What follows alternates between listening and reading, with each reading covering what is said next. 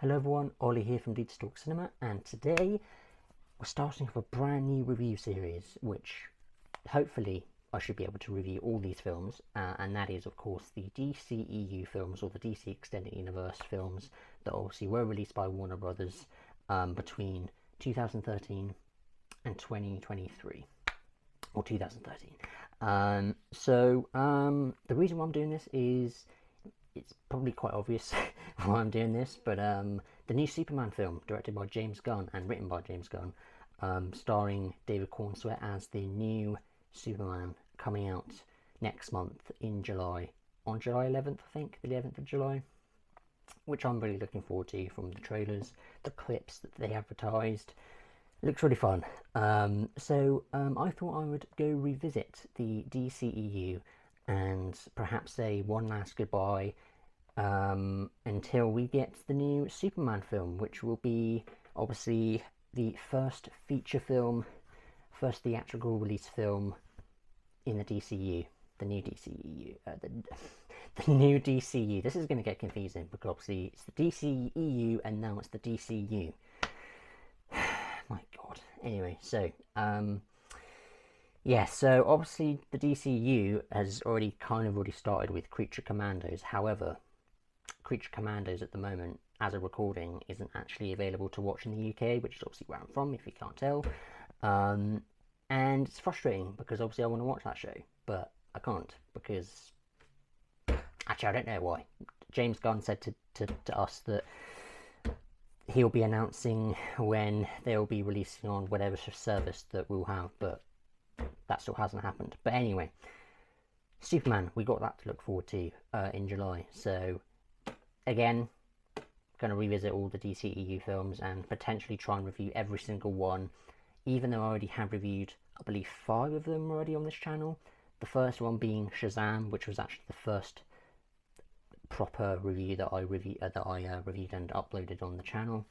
The first Shazam, Shazam Fear of the Gods, the second film, Black Adam, Blue Beetle, which was our first out of the cinema review, and also Aquaman and the Lost Kingdom, which I did with ℚ𝕚𝕚, because I reviewed Blue Beetle with Rusty, and then I also reviewed Aquaman and the Lost Kingdom, the last DC EU film, with ℚ𝕚𝕚, which is quite coincidental because, you know, obviously this is the first set of films that I started reviewing were the DCEU films, but I was potentially going to review the other ones back then, but I just didn't find the time to. So hopefully now that I have more free time as of right now to do it, I thought this would be the perfect time. So it's just under a month now until Superman comes out, so let's begin with the first DCEU film to come out, Man of Steel.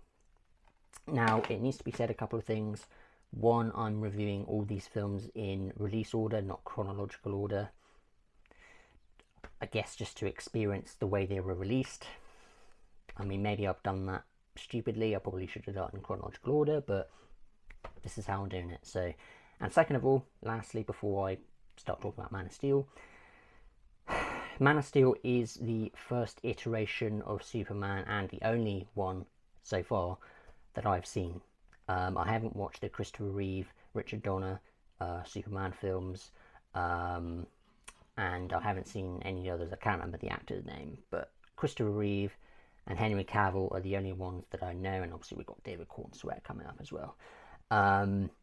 So yeah, I know people are going to probably be a bit annoyed the fact that I haven't even watched the original Superman film, at least, but it is what it is. So I'm not going to be comparing the two because I haven't watched the original Superman film, but I'm hoping to watch it before watching the new James Gunn Superman film. But as of now, I haven't seen it, so just going to be basing this film, Man of Steel, on its own merits. So forgive me on that, please.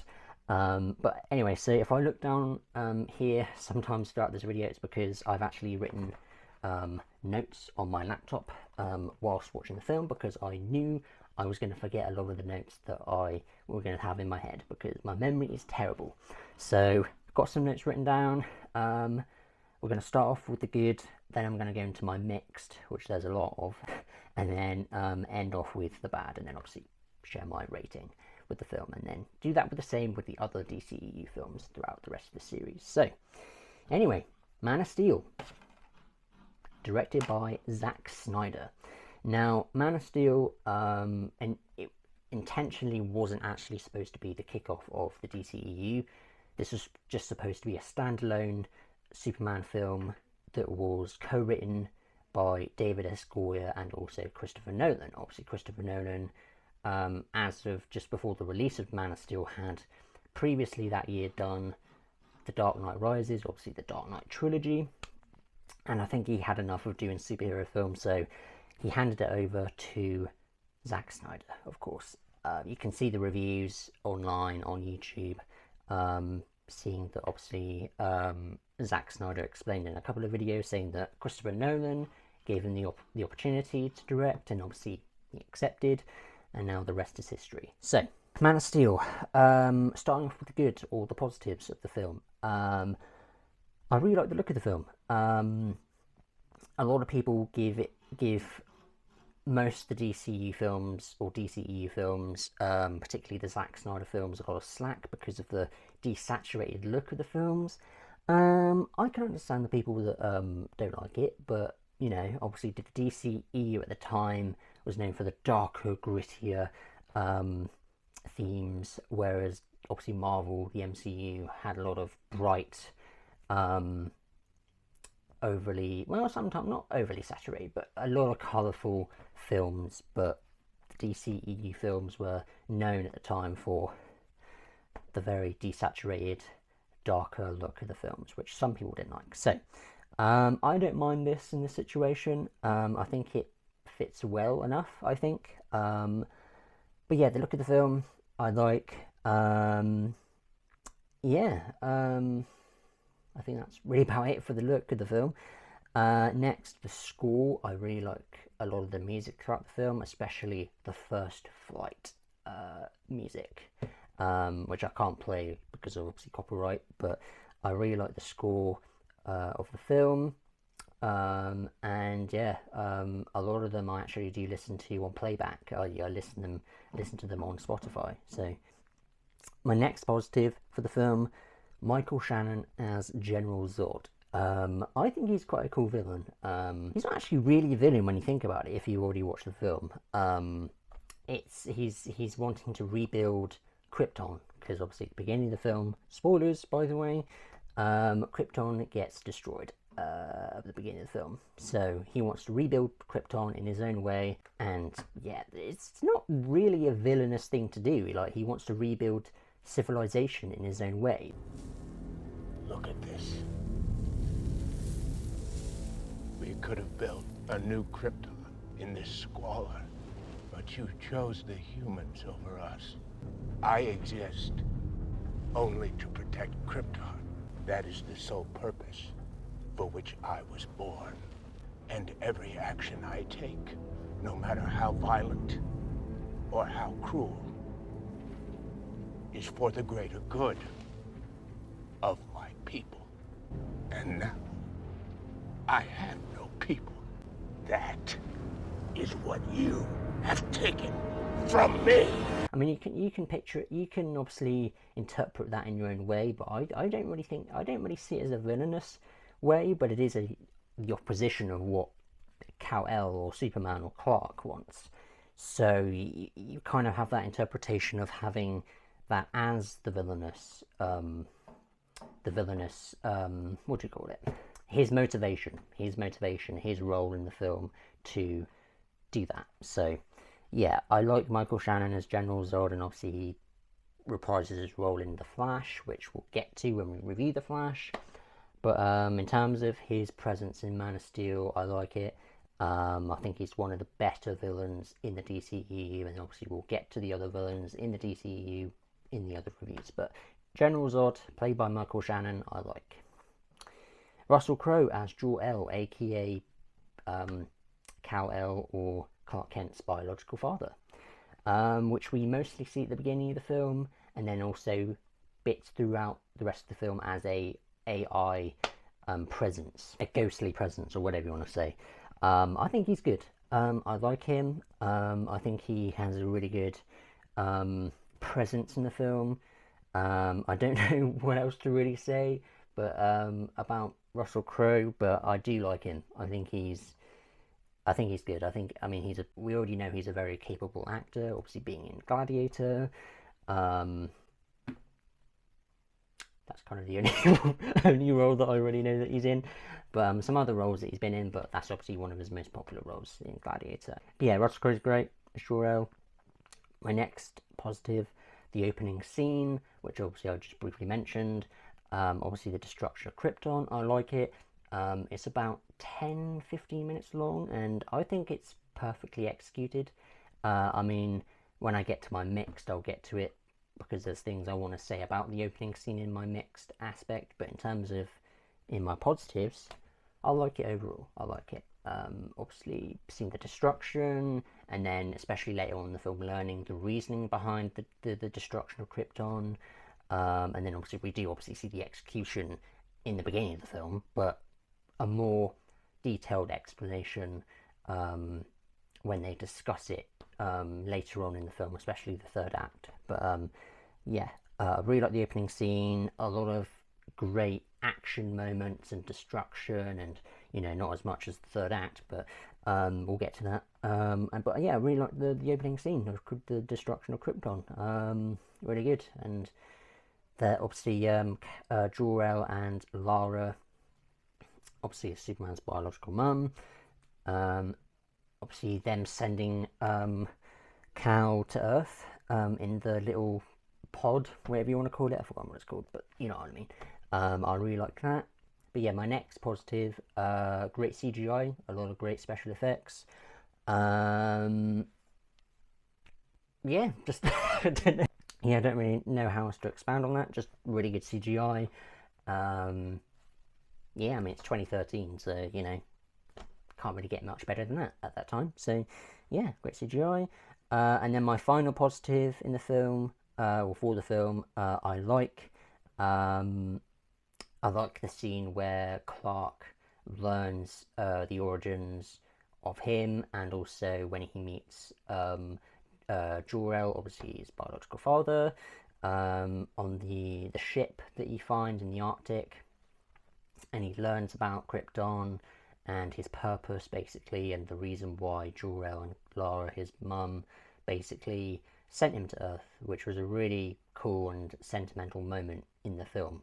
And then obviously transitioning into the first flight scene, and we have the narration of Russell Crowe talking about how he's a very important figure, and obviously he risked so much to saving you, and obviously trying to make sure you live the life that you deserve, basically.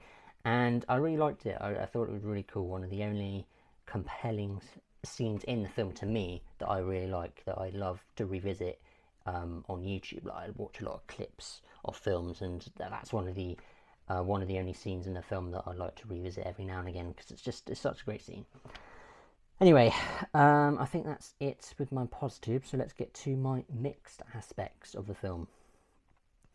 First of all, the camera zooms. There's these certain shots in the film, especially in the opening scene, where there's like these handheld zoom in shots, and also out as well. They do zoom in shots of like focusing on certain things when things are flying, and yeah, it's just very artificial to me. And on one hand, while I like the look of them sometimes when they're used, a lot of the time they feel a bit artificial. That's just my opinion. I don't know if anybody else felt that way while watching the film, but that's just how I felt. So yeah, that's why it's in my mix, not so much in my negatives, because on one hand I like it, on another hand it's kind of used too much, I feel. But yeah, it kind of takes me out of the film sometimes, or took me out of the film occasionally, but I kind of let that go a little bit. But anyway, next on my mixed, possibly this is kind of an additional thing again in the opening sequence, where obviously we see Jor-El and General Zod together, and we see that they have this feud and this disagreement with one another regarding Krypton and everything, and obviously General Zod wanting to obviously to obviously change the future for Krypton, and obviously because of the destruction, they're aware of it, and obviously General Zod wants to take the Codex and basically bring life to another planet for Krypton. So yeah, I was just hoping for a little bit more with Jor-El and General Zod. But obviously it is a Superman film at the end of the day. It's not about them, it's more about Clark or Kal-El, whatever. So yeah, that's kind of an additional thing that maybe would have made the film a little bit better or more compelling, but that's just my opinion. Again, it's additional, it's not necessary, I believe, but it's just another little additional thing that I thought maybe could have made it better, but maybe not. It depends on other people's opinions. But anyway, that's just my thing. Yeah, perhaps, again, there's a lot of things in the opening scene that I wish we could have had a little bit more expanded on, like the people of Krypton, and obviously we see the council, obviously, with obviously General Zod breaking the law and everything, and all that kind of stuff, which is good, but perhaps know a little bit more about the people before we move on to the rest of the story. I don't know, again, that's another additional thing that's not necessary, but could have maybe tightened it a little bit better, maybe, I don't know, but it's additional. And now moving away again from the opening scene, yeah, there's obviously the film kind of cuts back and forth.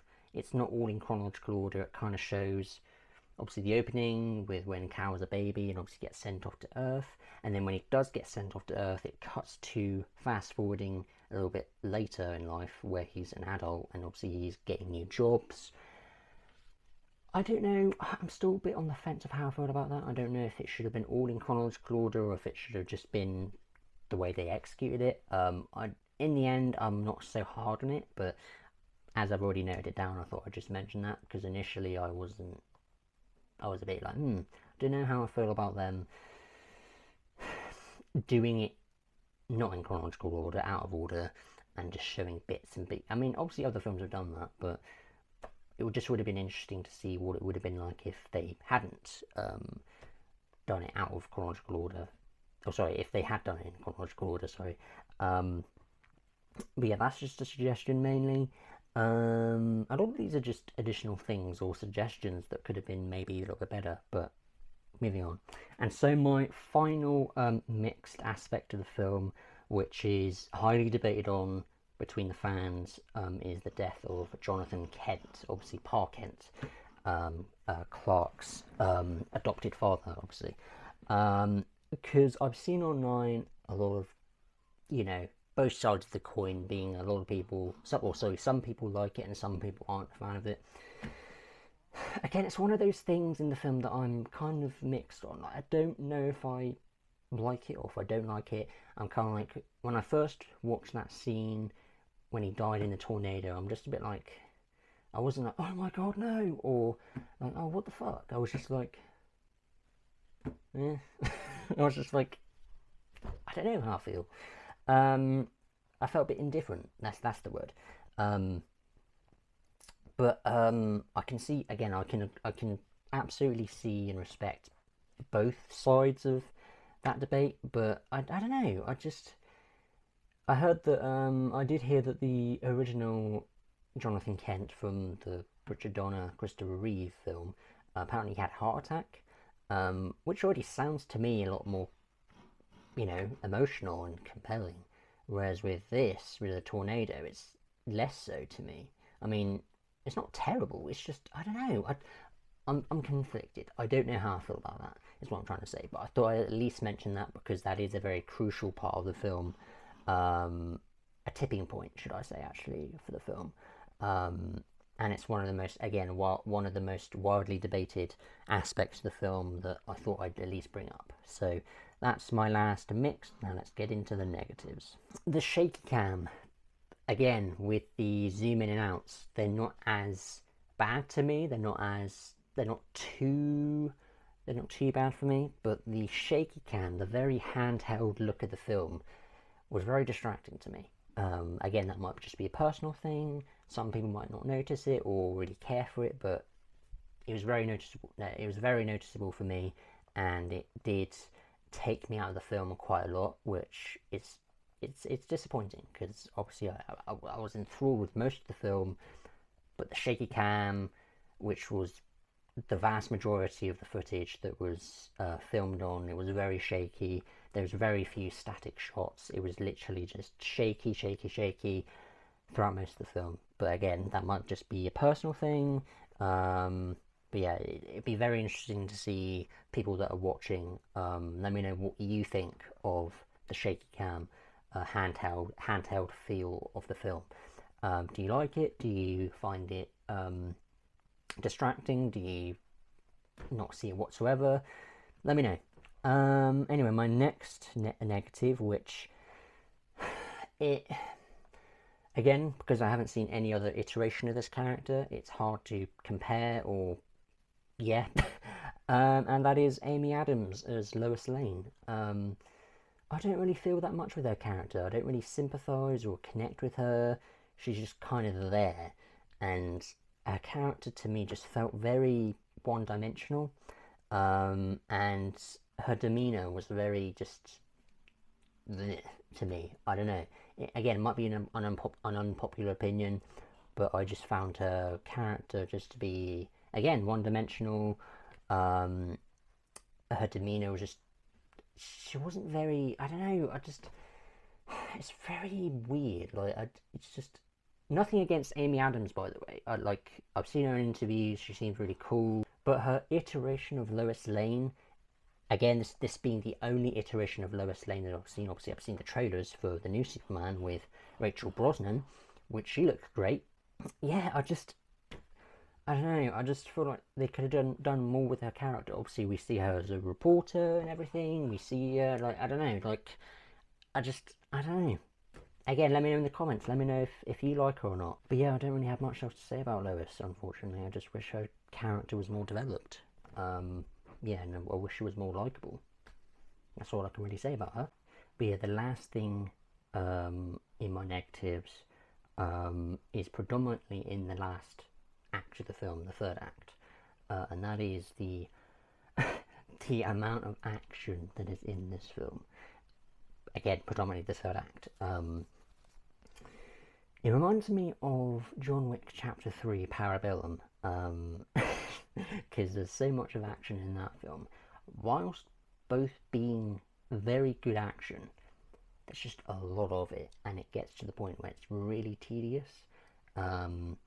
Yeah, I don't know. I mean, John Wick Chapter 3 is way more tedious than this, but I'm just thought I'd point this out as one of my last negatives, being it's just the overuse of action. I'm sorry, I know I might be nitpicking here and being like, oh, well, it's a superhero film, it's supposed to be action-filled, and I get it, and I'm not disrespecting those people that do like it, the amount of action in it, but I just personally found it a bit too much after a while. Like, it obviously the destruction in Metropolis, obviously, which then obviously leads on into Batman v Superman, which we'll get to when we review Batman v Superman. But yeah, the amount of action by the end of it, it just felt really like.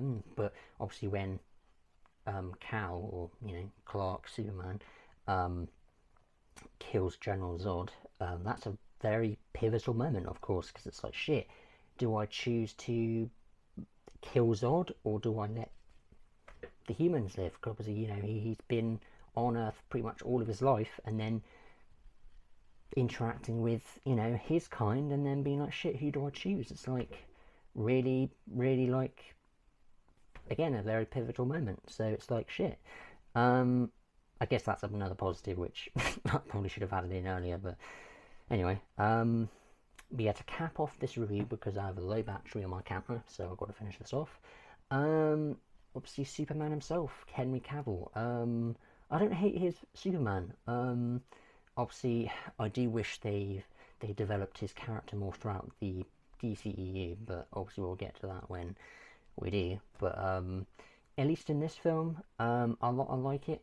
Not amazing, but I'm honestly, personally, more looking forward to David Cornsweet's Superman, because that just from those trailers and clips of the new film already feel like Superman to me.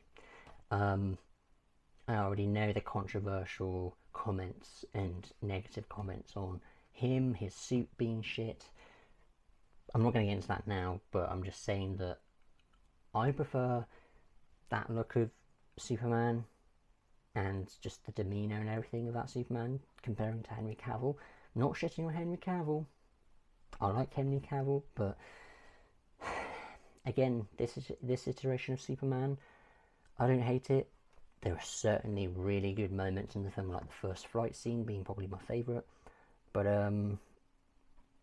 yeah, I'm conflicted with his Superman. Like, I like his suit, I like his look, but his energy, his personality is not there as much as what I've seen of David Cornswear or Christopher Reeve that I've seen. But again, he's not bad. He's not my favourite, obviously, from the ones I've seen so far. But yeah, I don't have much else to say because, you know, I haven't got much long left until my battery dies on my camera. So yeah, overall, Man of Steel is a very it's one of those DCEU films that it's interesting to revisit, because it's like certain things I really like, some things I'm mixed on, some things I'm negative on, of course, but it's a very interesting one to revisit. So yeah, I'm going to give this film a 6 out of 10, which is a 3-star. Not horrendous, not incredible like many people say, but again, I don't doubt those people. I don't shit on those people that do really like it, or the ones that really don't like it. But I'm kind of in that, a little bit more positive than negative, but I'm kind of in that middle, being like, it's okay, but nothing amazing or nothing terrible. But yeah, that's my review for Man of Steel. Stay tuned at some point for the review for Batman v Superman, which is of course the next film to review. So yeah, let me know in the comments below what you think of Man of Steel. Let me know your positives, negatives, mixed, your overall rating, and yeah, be looking forward to checking out Batman v Superman, rewatching Batman v Superman. Obviously, I've rewatched Man of Steel. I've rewatched a lot of these films before, but there's one that I haven't checked out yet, which I'll get to when I review it. But yeah, that's it. Please give this video a like if you enjoyed. Subscribe if you haven't already. And yeah, I'll see you in the next video. Bye bye.